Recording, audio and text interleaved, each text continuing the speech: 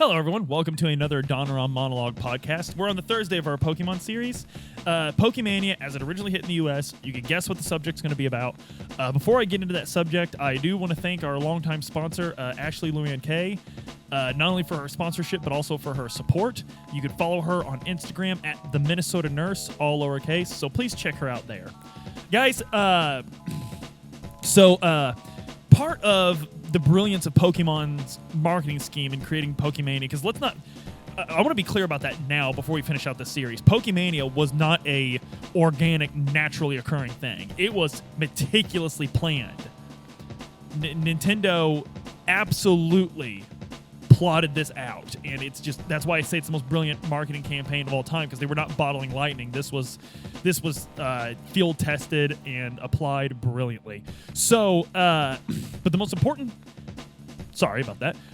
thing in any marketing campaign is to make sure you have as many products to sell as possible.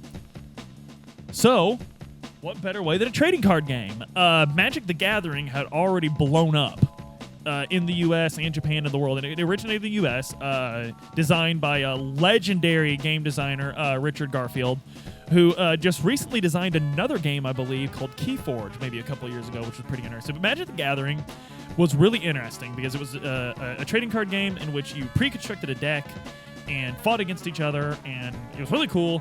And now we have a billion of these kind of games. But the most important three in the world are Magic the Gathering, the granddaddy, Pokemon, the most popular amongst all age groups, and or the most age groups, I should say, because Magic the Gathering is the most popular by far, and Yu-Gi-Oh! But of course, so anyway, in fact, Magic the Gathering was such an influence and such an incredible basis for this. When the Pokemon trading card game was originally published in the U.S. in, I believe, 1999, right when Pokemania was blowing up the most, they actually came to Wizards of the Coast, the company that produced Magic the Gathering, to publish these cards. So, just a minute about Wizards of the Coast. Wizards of the Coast, at this time, had just acquired... Not only were they the publishers of Magic the Gathering, they had just acquired the licensing rights to Dungeons and Dragons, of all things.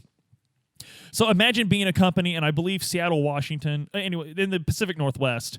Imagine you're just plugging along, making your own products, and suddenly you have in your hands the most legendary, lack of a better term, nerd license ever, Dungeons and Dragons, and the new kid on the block, Pokemon.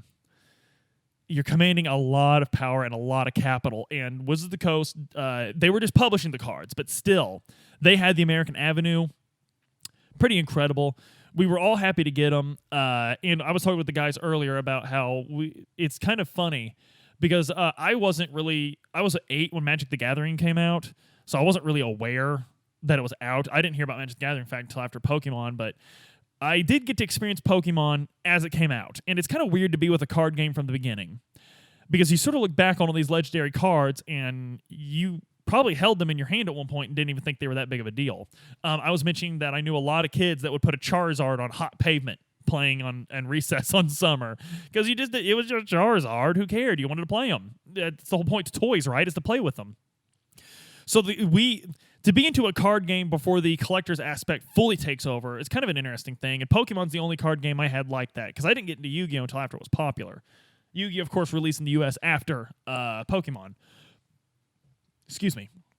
But the Pokemon card game sort of did what the anime did, and that was it made sure Pokemon was always on our mind, because Pokemon cards blew up, and like the anime, where it had fans of it that didn't necessarily also like the games, the card game had fans all of its own. And the card game almost became a status symbol. Like, the popular kids were collecting cards to trade. It was just something to do. It was kind of like Pogs that came before it. Except Pogs are dead and buried. You probably haven't thought of Pogs in 10 years until I just said the word Pogs on this monologue talking to you. But Pokemon cards are still clearly alive and well. As you can see, this isn't my collection. This is actually Adam's binder. Adam, is this the entirety of your collection, this binder? Right. I have... In my house, I have a ton of boxes, and I realize that just sounds like I've got boxes of these things. Adam only has one binder, but it's not like that, I promise. But as you can see, very neat illustrations, very cool. A lot of these, Adam has a lot of Japanese cards, actually.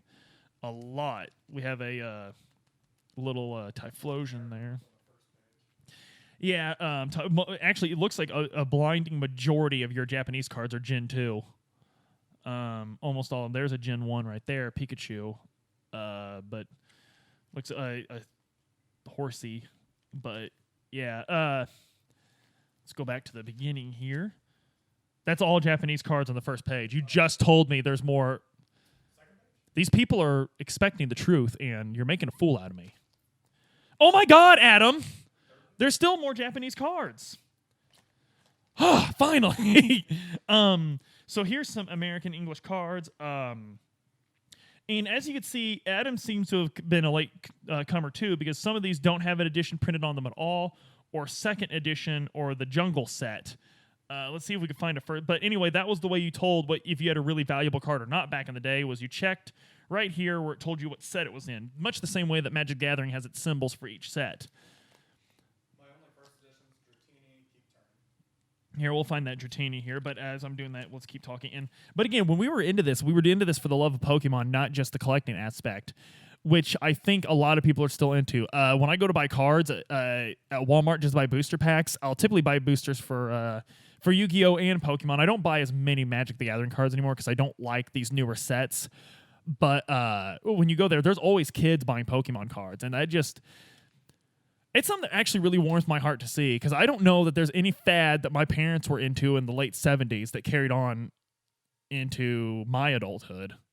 But it's kind of neat to see that, which, by the way, it's something I think about a lot, just to let you know. Like, I'm finally at the point in my life where my parents' childhood experience is as far away from when I was being described as it is from me now. Like, it's weird. It's bizarre. Like, I'm an old man, but wow, this Dratini is hidden. Yeah, keep going. Right there. There he is. Yeah, that's a Rocket Dratini, Adam. Yeah. It's not a first edition. Does it not say edition 1 on it? Yeah, it's first edition to the Rocket. Yeah, it's the first edition of it from the Rocket set, but it's not from the main first set. So anyway, binders like these were very typical to keep your cards in, because you wanted to keep your cards pristine. But more typically, if you were a player, you had deck boxes that you would keep your decks in. And of course, they sold pre-sold decks like every game does. But much like Magic the Gathering, Pokemon pre-sold decks suck. They're terrible. They're awful. They have way more energy than you need. They have a lot of more basic Pokemon than you need. It's not going to be viable. The only competitively viable and fun, in my opinion, structured decks you're going to find sold is Yu-Gi-Oh! But sometimes those pre-made decks for Pokemon are important for fleshing out some lesser, not as useful cards, but still cards you need, if that makes sense. But one thing I find very interesting about the Pokemon TCG that separates it from a lot of other TCGs is when there's a world championship, the people who make top 8, they publish their decks. Like, they sell their decks, the ones they made. I think that's the coolest thing in the world. Now, they will have special backs on them to differentiate them, so if they have a rare $500 card in their deck, you're not buying something that can pass for that. They have markings on the card that indicate that you bought it in a pre-sold set, but still very neat. And so I think the competition to that, and I remember Pokemon competitions were everywhere when this card game first came out. Locally in Evansville, I believe Books A Million hosted tournaments every Saturday, and I think Comic Quest did. Did you guys have any places that held Pokemon card game until so you'd have to go all the way to Evansville or Owensboro? Oh, that's lame. But I'll bet it wasn't hard to find people playing a game in town. Right. So people play, they just didn't play competitively, but competitive was pretty popular, and I think that's what encouraged people to move on. And some people see Pokemon as a gateway drug TCG, and I very disagree with that. I think it still holds its own. Go and watch Worlds. Go and watch some previous World tournaments. There's a lot of interesting things happening, and I do think it's interesting that Pokemon has a junior and a masters division, so you don't have 30-year-old men playing against 8-year-olds, because there are very good literal children that play this game, and they will play off some awesome plays. And I'm not going to go too in the room because I'm just talking about the cultural impact of the game. But another thing about the TCG that I really like is you have prize cards that you set down, and you can pick one of these up every time you defeat an opponent's Pokemon. And one thing that's cool about watching the card tournaments is they lay them down on a glass table, and they have a camera up under the table so you can see the player's prize card. And it's always this, you can almost feel the disappointment for the player because they, of course, don't know what their prize cards are. But when they have their clutch card, their win condition in the prize pile, oh, it's awful. It is truly awful. But the Pokemon TCG, if you've never played it before, go buy a starter deck, man. I know I told you they weren't viable, but they'll teach you how to play the game. Very, very neat. It's a great thing to collect. It's a great thing to collect with your kids. Your kids, I promise you, will get really into it because these are cute little designs on these cards. They're just fun. But I think that's because I talked about this with my monologue on Gunpla. I think my favorite thing about the legacy of Pokemon is getting to do something that I did as a kid that I wished I had an adult to help me with. I think the coolest thing is doing it with my children. I think that's very cool, is being able to... And the best thing is it's still so popular. My son just organically got into Pokemon, and my daughter, of course, there's all these cute in fact, I think your daughter even really likes Pokemon. And she loves Pokemon Cafe, and Pokemon. I know it's not I know like 10 years ago this is a tough subject in game journalism. As tough of a subject as game journalism can cover, but the casualization of games, they were really mad about that. They didn't like that there was casual games, but I think we've grown up about it and realized that that's very gatekeepery and foolish. Like, everyone should be able to enjoy video games. There's no reason, like, ever since Halo 2, you're not special for playing a video game. There's nothing different about you. Grow up. So casual game, like, and Pokemon understands to release casual games a lot. We here at Donner, I'm actually talking a lot about Unite, and I think it's growing on me and Adam quite a bit. And Luke even said that he thinks it's pretty neat. We all agree, though, that it's never going to become a major esport unless Nintendo throws a ton of money at it, which they have at Splatoon already and still not successfully made that a huge esport. But I'm getting off the rails here a little bit. The Pokemon TCG is largely unchanged from when it was released. I don't know. There's stadium cards, stuff like that, but it does not change as much as, say, Yu-Gi-Oh! Or certainly not as much as Magic the Gathering. It's still a super, super cool way to spend an afternoon. In fact, when I first got together with my wife, one of the first things I did was get her into the Pokemon trading card game, and she had a Shaman deck that she absolutely loved, and she doesn't like stuff like this at all. So it's kind of a treat for the whole family, the Pokemon TCG, but... What's most important was Pokemon trading cards became one of the biggest fads to jump out of. And I use the word fad very loosely because, of course, these things are still with us. We're still doing these things. So I think the trading card game was one of the most important things of keeping it at the forefront of our attention.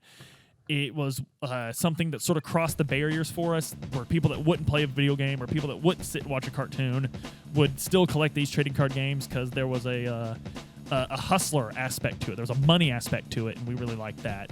Or those people really like that. So, guys, if you've never played it, do yourself a favor and go back and play it. It's still largely the same game that it was in 1999. In 2003, the Pokemon Company, of course, told Wizards of the Coast that their services were no longer needed and started publishing the card game themselves. That had very little impact on rules or tournaments or anything. It was mostly just an impact on who was getting the money from it. But it's still roughly the same game. So, guys, go out and enjoy it. In fact, they just a few years ago, gosh, it might even be like 7 years now, but they had an Origin set release that was basically a reprint of the original set. So there was a lot of that was a huge nostalgia boat right there coming into the harbor. So anyway, guys, that's about all I got about the Pokemon TCG. You already know the drill. We got Patreon, we got Discord, we got all these links popping. Please check them out. Do us a favor, do yourself a favor, because we're having a lot of fun in Discord. So most importantly, I want you guys to be safe and have fun until the next time I see you.